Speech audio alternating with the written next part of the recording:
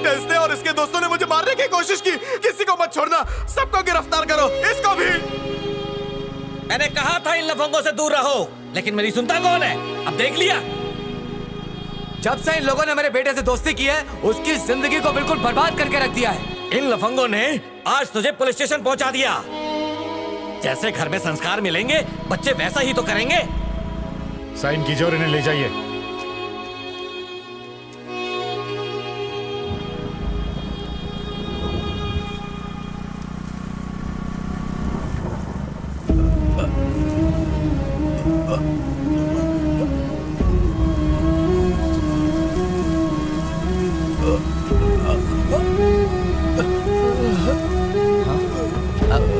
पापा क्या हुआ?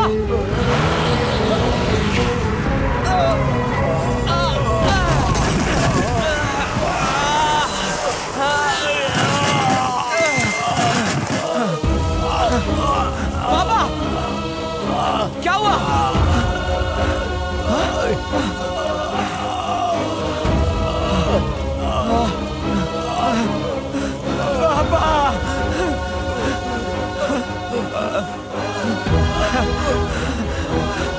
हम हॉस्पिटल जाएंगे पापा। हेल्प हेल्प पापा। हाँ, आपको कुछ नहीं होगा पापा। Stop stop stop stop stop stop stop. भाई साहब, मेरे पापा को हार्ट अटैक आ गया है। क्या आप उन्हें हॉस्पिटल ले जा सकते हैं प्लीज? क्यों बे? तू मुझे फिर से चूना लगाना चाहता है? तुम जैसे घटिया और आवारा लोगों के लिए ये एम्बुलेंस नहीं बनी है, जो इसकी कदर ही नहीं करते हैं। मैं तेरे नाटक पे फिर से विश्वास करूंगा क्या? नहीं सर। फ्री में ट्रैवल करना चाहता है, पैसा नहीं है तो भीख मांग ले, और भीख ना मिले तो मर जाने दे। तेरे मजाक के चक्कर में किसी की जान चली गई तो उसका जिम्मेदार कौन होगा? मैं मजाक नहीं कर रहा, मेरे पापा को सच में हार्ट अटैक आया है। क्या पापा? अबे ओए, इस आवारा के साथ मिलकर नाटक करते शर्म नहीं आती तुझे? लोगों को धोखा देना बंद करो, वरना ये नाटक एक दिन सच हो जाएगा। सुनिए सर, मेरे पापा की कंडीशन बहुत सीरियस है सर, हम मजाक नहीं कर रहे। चल भाग यहाँ से। मैं एक बार पहले ही धोखा खा चुका हूँ, अब फिर से नहीं खाऊंगा। सर मेरी बात सुनिए सर, सर मजाक नहीं कर रहे। प्लीज रुक जाइए, रुक जाइए सर। सर सर मेरी बात सुनिए सर। सर मजाक नहीं कर रहे सर। सर प्लीज रुक जाइए सर। Sir please. उस दिन हादसे के बाद खून से लथपथ मेरे बेटे को अस्पताल ले जाकर उसकी जिंदगी के लिए मैंने भगवान से भीख मांगी थी। सुख दुख दिन रात भूलकर अपना सब कुछ लुटा दिया ताकि मेरे बेटे की जान बच सके। यहां तक कि अपने परिवार के लिए मैंने अपनी ख्वाहिशों का गला तक घोट दिया। फोटोग्राफी को छोड़कर मैंने एक कंपनी में मामूली मैकेनिक का जॉब कर लिया। मुझे गर्व था अपने बेटे पर, कितना प्यार करता था उससे, मगर आज उसने मेरा सर झुका दिया, शर्मिंदा कर दिया मुझे। आज मैं जमीन पर नहीं गिरा हूं, अपनी नजरों में गिर गया। पापा पापा मत छू मुझे।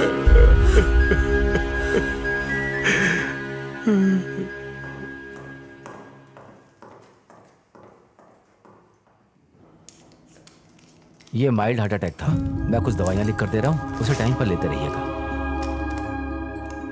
श्रीधर चलो चलते हैं। हाँ सुनो राम, तुम बाइक पर आ जाओ, मैं श्रीधर को लेकर ऑटो में आता हूँ। और हाँ, अपनी माँ को कुछ मत बताना।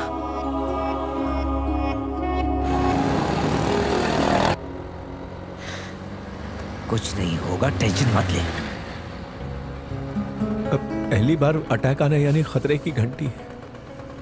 भविष्य में कुछ भी हो सकता है। अगर मुझे कुछ हो गया तो मेरे परिवार का क्या होगा? जब हमारी शादी हुई थी तो मैंने उससे वादा किया था कि मैं तुझे सारी खुशियां दूंगा, सिर्फ मेरे जीते जी नहीं, बल्कि वो इस दुनिया में रहेगी तब तक। मैं चाहता हूं मेरे जीते जी मेरी बेटी कीर्ति की शादी हो जाए, मेरा बेटा सेटल हो जाए और इतने पैसे जमा कर लूं कि लक्ष्मी को उसके लिए मोहताज ना होना पड़े।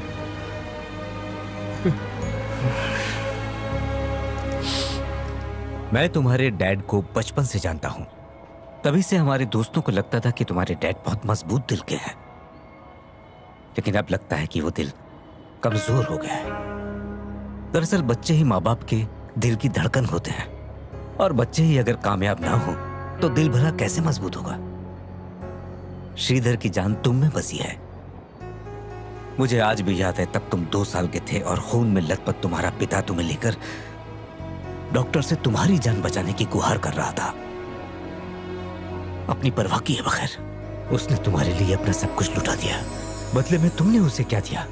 दुख और तकलीफ, जिसकी वजह से उसकी आज ये हालत हुई है। तुम्हारे लिए अपनी ख्वाहिशों को मारा है, तुम्हारे लिए अपने सपनों का गला घोट दिया और तुम्हें ही अपनी दुनिया मान लिया। तुम, तुम्हारी माँ और तुम्हारी बहन, तुम्हारी सारी पढ़ाई लिखाई, बस यही उसका मकसद बन गए।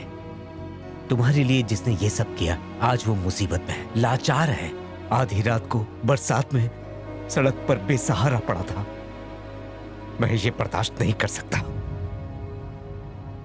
मौत से लड़ते हुए भी उसे अपनी नहीं तुम्हारी फिक्र थी। उसके बगैर तुम सबका क्या होगा? सच्चा बाप यही सोचता है। इस बार तो वो किसी तरह बच गया, शायद फिर ना बच पाए। तुम उसे कोई खुशी ना दे पाओ तो कोई बात नहीं, लेकिन अब उसे कोई गम मत देना, ये याद रखना। आप ये कौन सी दवा खा रहे हैं? क्या हुआ है? ये सरदर्द हो रहा ना, इसलिए ले रहा हूँ। बुखार होने पे तो कभी दवा खाई नहीं और सर दर्द होने पे दवा खा रहे हैं। बताइए किस चीज की दवा है, बताइए ना। मैंने कहा ना कुछ नहीं, रख दो इसको। तुम्हें एक बात बताना भूल गया, जरा आओ तो। कल कीर्ति के रिश्ते के लिए कुछ लोग घर आ रहे हैं। अचानक कैसे? आपने मुझे बताया क्यों नहीं? अचानक क्या मतलब? अचानक कुछ नहीं। मैं कुछ दिनों से तलाश कर रहा था, तुम्हें बताना भूल गया। मैंने सोचा कोई अच्छा रिश्ता आएगा तब बताऊंगा तुम्हें। मुझे लगता है ये रिश्ता अच्छा है, वो लोग कल देखने आना चाहते हैं। मेरे हिसाब से हमें अपनी जिम्मेदारियां पूरी कर लेनी चाहिए। क्यों? तो तुम इंतजाम करो, कुछ बना लो।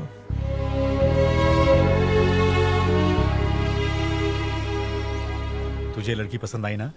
पसंद है पापा। मुझे भी पसंद है। भाई साहब, हमें आपकी लड़की बहुत पसंद आई। धन्यवाद। हैंडसम है ना? बाकी लेन देन की सारी बातें मैंने भाई साहब को समझा दिया, आपसे बात कर लेंगे। आगे की बात मैं कर लूंगा। ठीक है, हम चलते हैं। तो चलते हैं। नमस्ते। नमस्ते नमस्ते आइए। नमस्ते नमस्ते। देखिए, हाँ जी। वो लोग ज्यादा नहीं, बस 10 लाख मांग रहे हैं, और बच्चों के रहने के लिए एक फ्लैट।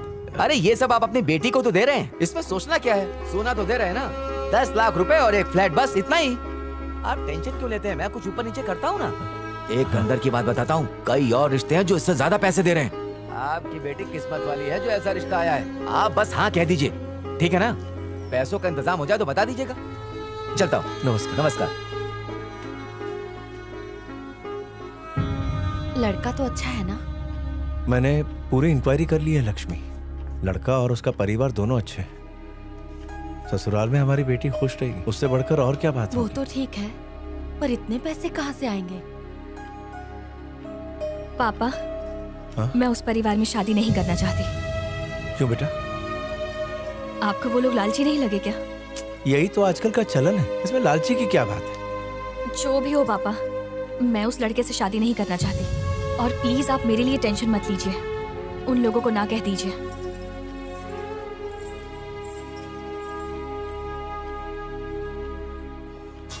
औरतें क्या देख रहे हो? मेरे बेटे को लॉटरी में कार मिला है, हाँ? और कार के साथ फोटो भी भेजा है। ये तो बहुत अच्छी बात है। जरा मैं भी तो देखूं। क्या बात है, कार तो जबरदस्त है। हाँ, मेरा बेटे को तो कार मिला है, इसका बेटे को तो कनाडा में फ्लैट मिला है। नितेश, तू तो बड़ा किस्मत वाला निकला। बहुत खुशी हुई। लेकिन कुछ बाप ऐसे भी होते हैं जिनकी किस्मत में ये खुशी नहीं होती। वो लोग अपने आवारा बेटे को पालने में अपनी जिंदगी निकाल देते हैं, और ऐसे नालायक बच्चों का कुछ नहीं हो सकता।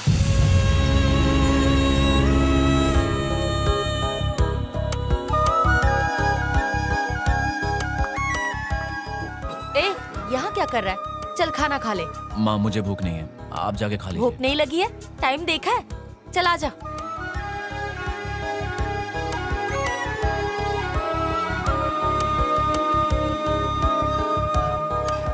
सर, मैंने सुना है कि आपकी कंपनी में कुछ इवेंट्स हो रहे हैं अगले हफ्ते। हमने भी कंपनी शुरू की है सर, लेकिन सर हमारी कंपनी का कॉन्सेप्ट बहुत ही अलग है। हम इवेंट्स तो करते हैं, लेकिन हम उन्हें सरप्राइज कहते हैं। हाँ, मैं तुम्हारी कंपनी को अच्छी तरह जानता हूँ। सोशल मीडिया पर तुम्हारी कंपनी के काफी चर्चे हैं। तुमने देखा नहीं क्या? रुको मैं दिखाता हूँ।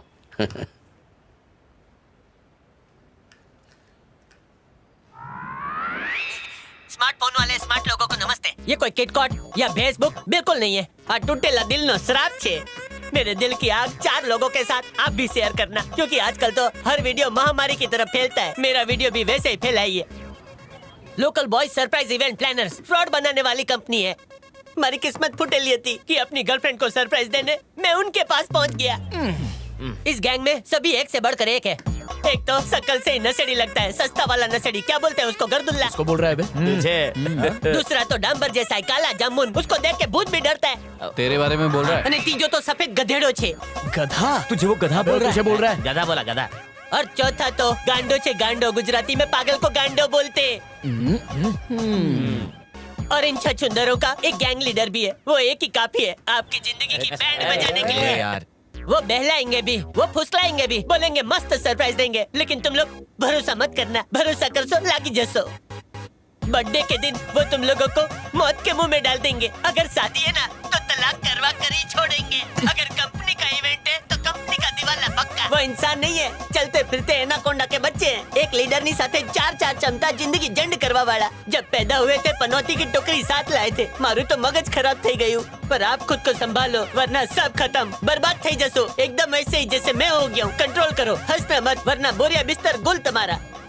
वो लोग ना ऐसी दुम है जिसे पाइप में रखकर भी कभी सीधी नहीं कर सकते। एकदम कमीनों के सरदार। एक शब्द में बताऊं तो वो लोग चलती फिरती तबाही है। They all are injurious to health।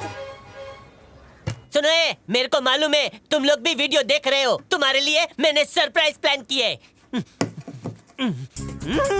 हमारे लिए? हाँ, तुम्हारे लिए। श्राप देता हूँ, बर्बाद थई जाओ। ये तो मार्केट में हमारे नाम पर गोबर कर रहा अगर है। यही हाल रहा ना तो एक दिन पब्लिक हमें जूते चप्पल और अंडे से मारेगी। इस चिरकुट के वीडियो को 40 लाख लाइक्स मिले हैं। इसने तो पूरा भांडा फोड़ दिया। अब कौन काम देगा हमें? क्यों देंगे वो काम? सरप्राइज एक तरह का इमोशन होता है, और अगर तुम उनके इमोशन के साथ खिलवाड़ करोगे तो बताओ कोई भी तुम्हें काम क्यों देगा? अगर हम किसी के चेहरे पर एक छोटी सी भी स्माइल ले आए तो ये हमारे लिए सबसे बड़ी जीत होगी। तुम्हें पता है क्या करना है, लेकिन करने का सही तरीका क्या है ये नहीं जानते। यही तो प्रॉब्लम है। अगर सही से प्लान करोगे तो सब कुछ ठीक हो जाएगा। सही से प्लान करने के लिए ऑफर होना चाहिए। हमारे पास तो काम ही नहीं है। मैं तुम्हारे लिए काम लाई हूँ। मैंने इसके लिए पहले ही एमडी सर से बात कर ली है। कल एमडी के डैड का बर्थडे है, वो हमारी कंपनी के चेयरमैन है। अगर तुम ये इवेंट सही से प्लान करोगे तो हमारी कंपनी के सारे इवेंट्स तुम्हें ही मिलेंगे। तुम्हें पक्का यकीन है? पक्का। हम एक शानदार इवेंट करेंगे। अपने एमडी सर से मिलाओगी ना?